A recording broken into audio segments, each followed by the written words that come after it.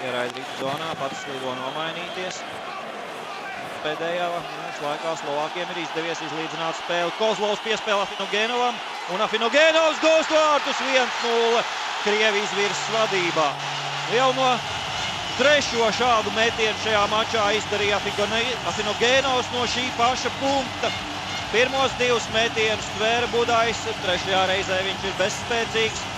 Līksmo Krievijas izlases līdzjutēji Lankses arēnas tribīnēs. Krievijas izlasei ir izdevies gūt savus vēl tādu nelielu māņu kustību. Un lūk, cik precīzi.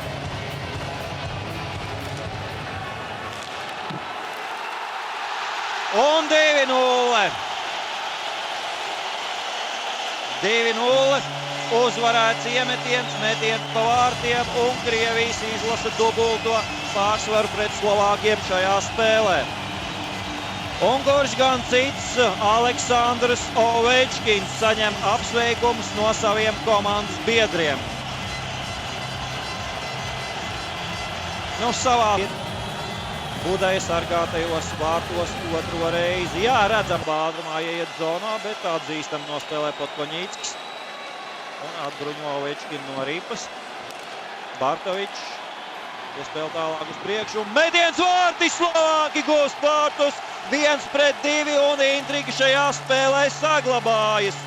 Jā, pret Ovečkina maiņu izdodas vārtus gūt Slovākiem. Un vārtus gūst aizsargs Ivans Majevskis. Neizpratnē Vasilijs Košečkins, kāds varēja notikt, un līksmo Slovākijas izlases līdzjutēji. Ivans Majevskis saglabā intrigu šajā mačā, samazinot rezultātu starpību. Atgūst ripu, turpina to kontrolēt Sekera. Metiens vārtu virzienā, vēlreiz ripa trāpa vārtu stabu. Divreiz veiksme nāk palīgā Krievijas izlasei. Tagad izdots izraidīt ripu ārā no zonas, un ripa ir tukšos vārtos. Tā ir Krievijas izlases uzvara. 3-1.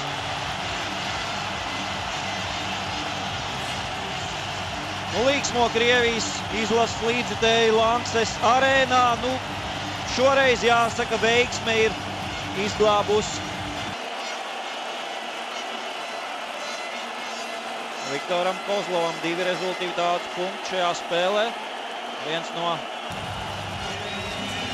arī vēlreiz vārtu stabs, un tikai 4 reizes neizdodas Lintneram metiens, un Krievi var gūt arī savus 4. vārtus. Afinogenovs, bet tomēr komandu glābi.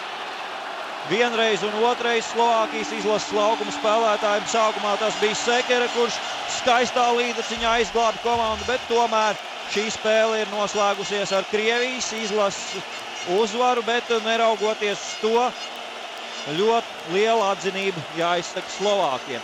3-1 ir spēles, tātad rezultāts Afinogenovs pirmajā periodā